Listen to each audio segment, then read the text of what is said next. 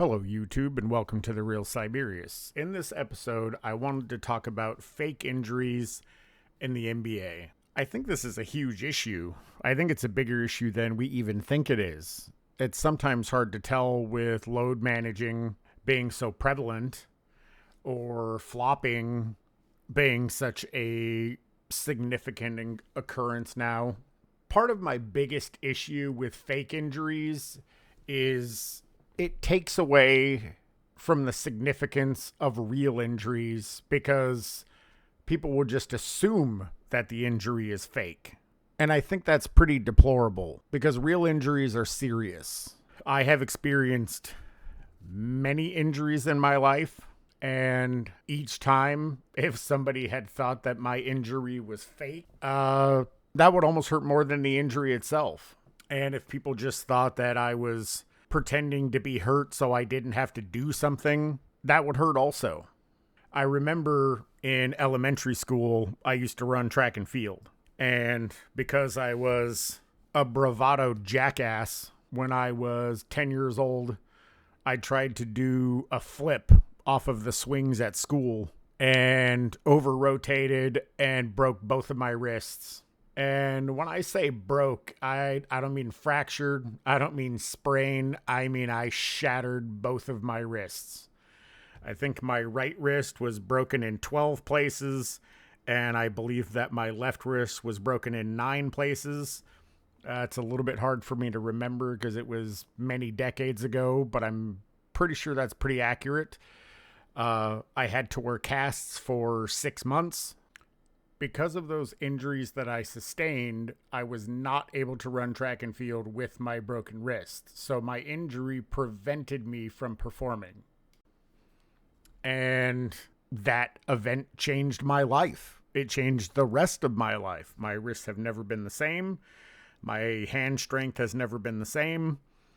And if somebody were to think I faked that injury, that would be disturbing.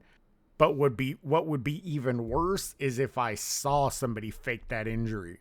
So when I saw LeBron come out during the press conference, and he looked like what was a black scarf wrapped around his hand, and it bent because he talks with his hands a lot. When he was moving his hand, the cast bent. Casts don't bend. So if there was an actual doctor that put that fake cast on him, that's disgusting, and they should lose their license.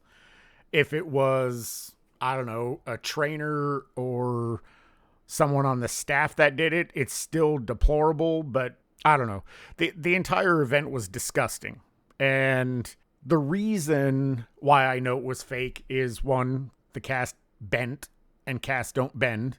And 2, immediately after the game, before the press conference, he's seen shaking hands and dabbing it up with multiple people. I think it was his sons or family or friends. I can't remember. I don't know exactly who they were. But having broke my wrist before, you couldn't do that. That would be excruciatingly painful. I remember when I had broke my wrists and I was at the doctor, and they were having to move my arm and my wrist and my hand to get x-rays. And they had to move it like 3 or 4 times so they could get all of the angles. I didn't cry until that happened. I didn't cry breaking my wrists. I didn't cry walking to the office and laying down. I didn't cry on the way to the doctor. When they had to move my hand, and they're trying to do it gently. I'm not touching it against anything. They were, being extremely soft and, and not slamming my hand in any way. There was no force applied against my hand at all. And that's when I started crying because it was excruciatingly painful. Breaking my wrist was incredibly painful, but that I could take. I couldn't take moving my hand, and he was moving his hand a lot. So I'm sorry, I call fake. And until I see x-rays that can definitively be proven that they're his, and any type of medical records that show that that actually happened and he was medically treated by a doctor, I don't think it happened. And I think that happens a lot. I think Ben Simmons is probably another perfect example of somebody that will get paid because of guaranteed contracts, but doesn't want to play and put in the effort.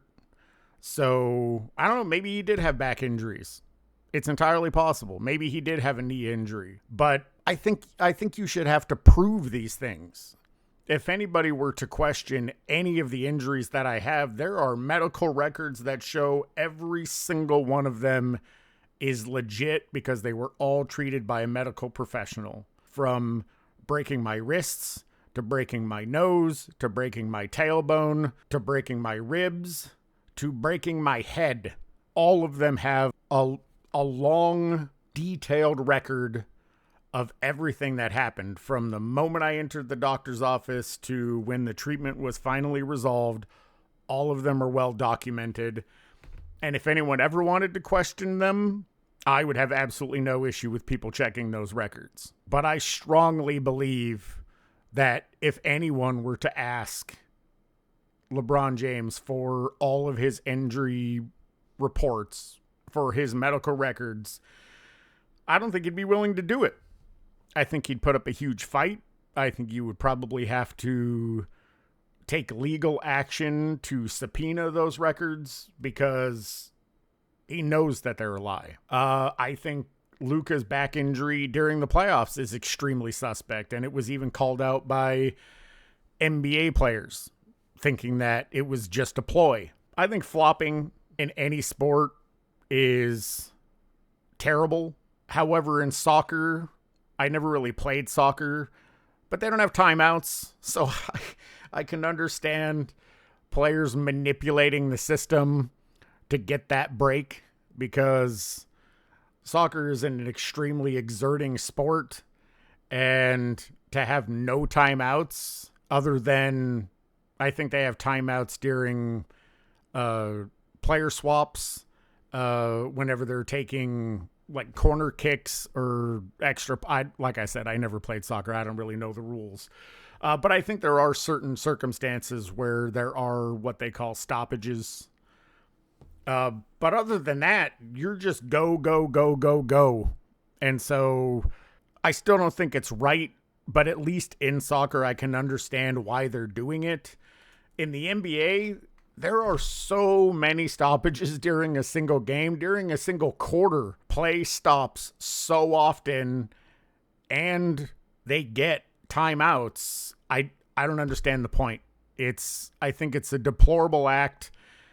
I think it takes away from when players are actually hit and may not be injured, but are experiencing pain because they got knocked down to the ground. Everyone just immediately thinks that they're flopping now. I know I do. Anytime any NBA player touches the court floor, I immediately think they're flopping. And part of it is because despite these people being or claiming that they're elite athletes, they can't stay on their feet. They're constantly sprawled out on the floor. And as somebody who's watched the NBA for 41 years, I don't remember that happening a lot. I've even gone back and watched games from the 70s, 80s, and 90s. I didn't see it happen a lot back then. So something has changed. Either players now are not bigger, stronger, faster, which I absolutely don't think that they are. They're not as coordinated. They're made out of balsa wood and wet toilet paper. Like, they just crumble at the slightest contact. And is it real injuries? Is it fake injuries? It feels like the whole crying wolf. You do it too many times, and then all of a sudden no one believes you when it's real. And that's certainly what it feels like. I just think injuries are serious and need to be taken as such. I think there needs to be strict and harsh penalties for faking an injury. I think you need to prove the injury. So let's just say LeBron did break his hand. He needs to go to the league and give them his medical records to show this was a legitimate actual injury. You don't get to use it as an excuse. You don't get to use it as a cop-out. It's an injury, it happened, or it's not an injury and it didn't. It needs to be definitive. And I say that because I've mentioned this in other videos, and the reality is I talk about it a lot because I don't ever get days off from my traumatic brain injuries. They don't take a break, so I don't get a break. So it's every single day of my life is living with these injuries and the repercussions of those injuries. So maybe that's why I take this shit so personally, because I have an injury that will never go away. While technically the injury to my brain has healed, the damage to my brain will never heal. The repercussions of that damage to the rest of my body will never heal. I may learn how to compensate for them. When I very first suffered my injury, it was extremely difficult for me to walk. In the hospital, for the 3 weeks that I was there, if I was up and moving around, I had to use a walker because I couldn't walk without it. I had to rebuild the strength in my legs and reestablish some form of equilibrium. But even now I can walk around my house without my walker. I don't have to use a cane. But as soon as I leave my house, I have to take my walker with me. It doesn't matter if I'm going out to eat, if I'm going to a concert, if I'm going to a game, if I'm going for a walk. I have to walk with my walker, and I work out 6 days a week.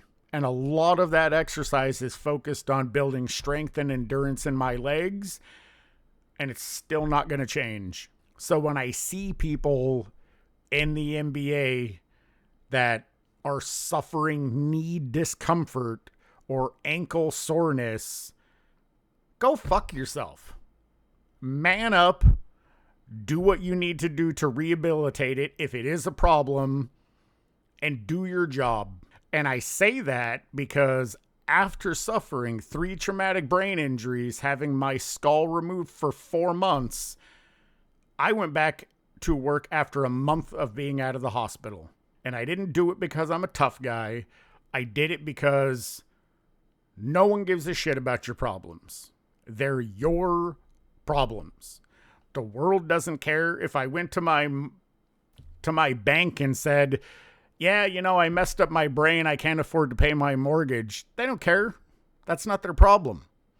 So I had to go back to work because bills still need to be paid. Debts still need to be paid. I have utilities that I have to keep on. I had a family that was extremely understanding, but there were still expectations that needed to be met. And I didn't have a guaranteed salary. At that time, I was a contract employee. I didn't even have paid time off. I got extremely lucky that the company that I was working for paid me for that month that I missed. They didn't have to. They did that out of, because they were good people and they understood the challenge that I was going through, but they didn't have to, and I certainly didn't expect it. So when players are guaranteed their salary and then abuse that system and suffer a minor injury or have ankle soreness or, oh, my toe hurts or I broke a nail and take 2 months off and still get paid for it, I take that personally. I didn't have that luxury, and I had a significantly more severe injury. So I think some people may be more forgiving of it than I am, and that's fine. But I'm not forgiving of it. I think it's disgusting. I can't respect anyone that does it. And in the modern NBA, it feels like everyone does. And I'm not okay with that. You will never, ever be considered an all-time great in my mind if you flopped even one time, if you faked an injury, if you load managed. I think you're a disgusting human being because only a disgusting human being would do that. Maybe I'm biased because of my own personal life experience. But I know a lot of people that have suffered really severe injuries and just have to figure it out. And I think getting into the NBA is actually rarer than winning the lottery. And so to be given that golden opportunity to accumulate generational wealth in a single season of play, and then you have players now milking it for 20 some odd years and making $500 million, and they've never played 82 games, or they've played 82 games one time, and then people have the balls to say that they have longevity. It's easy to have longevity when you don't have to play very often. I mean, I've never played in the NBA. I don't know what it takes to play 82 games, but I certainly know in the jobs that I've had, and some of them were quite physical, I'd work more than 82 days. And if I got injured, unless it was severe, who gives a shit? Get back to work, rub some dirt on it, put some duct tape on it, you'll be fine. I don't know. Maybe I'm wrong, but no one can change my mind. I know that. I'd be curious to hear what other people think in the comments. Am I too harsh? Am I not harsh enough? Is the NBA not harsh enough in their enforcement? Let me know what you guys think. Anyway, if you've made it to the end of the video, I appreciate it. Like and subscribe if you have not already. Please share the video if you think other people will enjoy it.